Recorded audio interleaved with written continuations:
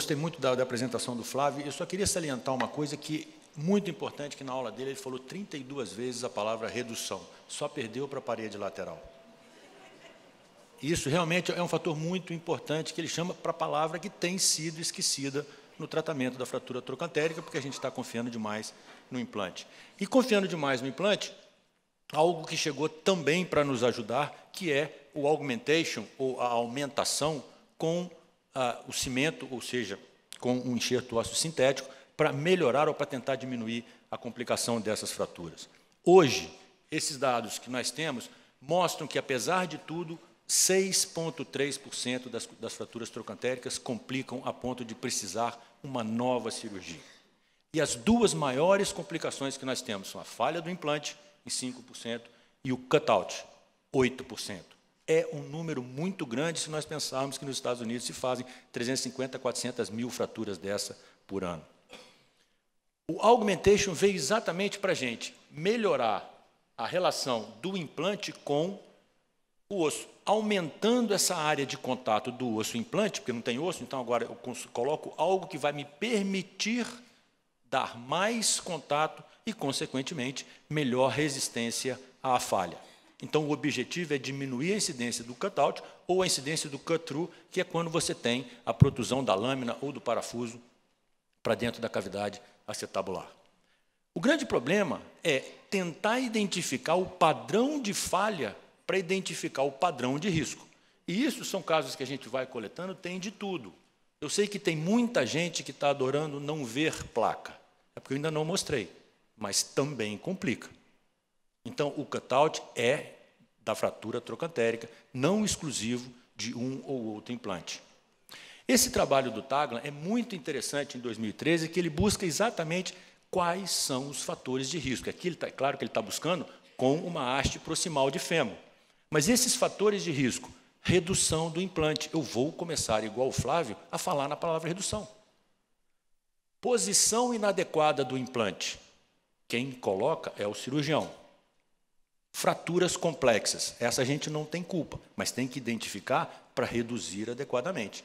E eles fizeram esse gráfico, e veja que vocês têm, nesse gráfico, a colocação de todas as complicações, a fratura basocervical ou a fratura complexa, o posicionamento inadequado e a redução não anatômica.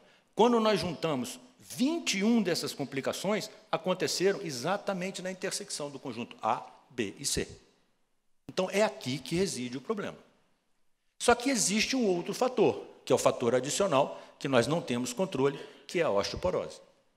Então, se nós temos o cutout como complicação, sabemos do fator adicional, que é a osteoporose, as fraturas e esses outros itens, parece lógico usar o augmentation na osteoporose, nas fraturas complexas, se você tem uma posição inadequada do implante ou se você tem uma redução inadequada da fratura para tentar melhorar isso. Mas isso é ideal biomecânico, mas não é um uso lógico do augmentation. O uso lógico seria na fratura com osteoporose ou nas fraturas complexas, porque isso aqui é resolvível no centro cirúrgico, na hora da cirurgia. Então, a pergunta é, a augmentation com cimento está indicada em todas as fraturas? Claro que não. A literatura não tem ainda experiência, publicação suficiente para chegar a essas conclusões, como foi o último slide que o Flávio deu em relação a DHS e a parede lateral. Todas as fraturas nós sabemos que não. Isso, obviamente, não está indicado, porque o índice de complicação reside em torno de 8%. Nós não vamos tratar as outras 92% por causa delas. O segundo, idade. Idade, sim, porque a idade vem com a osteoporose, mas qual é o limite inferior? Quando que eu vou deixar de utilizar porque o paciente é mais jovem ou mais velho? Nós não temos um parâmetro, então não pode ser uma indicação. Se o paciente tem uma fratura prévia por osteoporose, ou seja, realmente o osso dele não está em boas condições. Sim, mas quais fraturas eu vou levar em consideração? A fratura compressão vertebral, a fratura do terço distal de rádio ou uma fratura trocantérica prévia? Então, você também não vai ter um parâmetro adequado para a sua tomada de decisão. A osteoporose, vamos dar número utilizando-se, por exemplo, o DEXA-scan ou a densitometria óssea? Sim, a gente tem o diagnóstico de osteoporose, mas a partir de que número, que desvio padrão, você tem que usar o augmentation ou você não precisa usar o augmentation?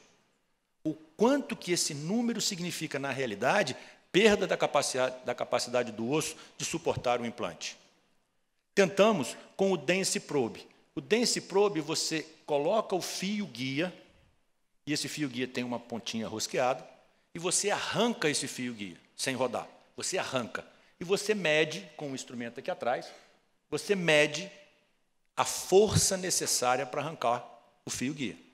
Conseguimos as tabelas, conseguimos tudo, e realmente no jovem a força é uma, no idoso ela é completamente diferente. Mas a partir de quando você vai ter uma melhora com o augmentation? Ninguém conseguiu estabelecer isso, foi um projeto que a gente não conseguiu colocar em prática a utilização de uma medida pré-operatória. A instabilidade na fratura complexa pode ser uma boa indicação, porque a gente já antecipa que complica mais. O Tagla mostrou isso no trabalho dele. Mas o que é uma fratura complexa? É que a parede lateral, é parede lateral mais posterolateral, é quando é uma subtrocantérica, traço invertido. Então, não se tem esse parâmetro também para indicar. O próximo é extremamente complicado, que é o implante na posição suboptimal. Nos trabalhos biomecânicos com o augmentation, ficou provado que, se o implante não está na posição adequada, a augmentation melhora a capacidade de resistência. Mas isso é estar propagando que você não tem que ter o cuidado com a posição ideal. Então, nós não podemos advocar isso como sendo uma indicação. Em alguns casos, vejam, essa é uma indicação, o implante não estava na posição adequada, ele poderia ter penetrado mais e está um pouquinho baixo, e o cirurgião optou, então, já que não ficou bom, eu vou colocar o augmentation. Mas não me parece correto, ético, você indicar algo porque não tinha ficado bom. Capricha na colocação desse pino, que é muito melhor. E uma outra indicação, que no meu modo de ver é talvez a grande indicação do augmentation, que é na revisão. Quando você tem um DHS, vai fazer uma refixação, quando você tem uma haste que falha, você vai fazer uma refixação, mudando o trajeto, aí sim, eu acho que é a grande indicação do augmentation. Então, veja, esse é um caso. O que faltou aqui? Redução. Você pode botar qualquer implante, não tem redução, veja. Esse implante está numa posição inadequada, como diz o Falavinho, é a crônica da morte anunciada, não deu outra, ele evoluiu, e nós fizemos uma revisão, e nesse caso, pela qualidade óssea, por já haver um orifício, o augmentation fica indicado para que você tenha uma melhor fixação da placa com o osso. Então, só para mostrar para vocês um caso, esse é um caso, obviamente, é um caso dos colegas que estão realizando o augmentation, nós ainda não temos isso aqui no Brasil, esse é um caso do Michael Blaut, 91 anos, veja que a qualidade óssea é muito ruim, é uma fratura baso, parede lateral aqui nem pensar, então é um caso ruim pela qualidade óssea, por ser uma fratura complexa. O planejamento foi exatamente, desde o início, já sabia-se que ia utilizar, então você tem a utilização do augmentation para buscar melhor fixação do implante e tentar evitar o cutout, que foi o que aconteceu nesse caso. Muita teoria, o que diz a literatura? Pouquíssimos trabalhos publicados, nenhuma série comparativa, não existe nenhum trial ou prospectivo comparando com e sem. Existe um trabalho que está em andamento, que é com Carlos Mário e com o Rodrigo Pesantes na Colômbia, e por conversa os resultados são extremamente idênticos, mas ele ainda vai ser publicado. Esses dois trabalhos clínicos apresentados pelo mesmo autor, sim, têm um impacto positivo. Esses estudos prospectivos multicêntricos, não comparativo, todos eles usaram o augmentation em todos os pacientes que eles achavam que era necessário. Nenhum cutout, sem complicações clínicas relacionadas com o augmentation, o calor do cimento, é um cimento especial, hipotensão, tudo isso não teve, e nem penetração do cimento na junta, e nenhum relato de necrose vascular pelo uso do cimento. Então, sim, ele é seguro. Foi o que mostraram esses dois trabalhos e alguns outros, mas todos eles chamam a atenção que, mesmo com o augmentation, você tem que avaliar a qualidade da redução, a posição do implante, e continua aberta a questão de por que aumentar. Nesse trabalho do Ted McCloud, a conclusão deles, eles fizeram uma revisão da literatura, uma revisão dos princípios das ciências básicas, e que realmente o augmentation é uma tentativa de melhorar a estabilidade da fratura, buscando a consolidação, e que é um tratamento promissor. Então, eu hoje tenho como indicação, baseado na literatura e nos trabalhos que a gente fez no laboratório, que a indicação é naquele paciente com osteoporose grave, nas fraturas complexas, num implante numa posição subótima, principalmente na revisão. Ela é segura, ela é uma opção para casos complexos, mas, por favor, no tratamento das fraturas trocantéricas e todas as outras, não se esqueçam da redução e da técnica adequada. Muito obrigado.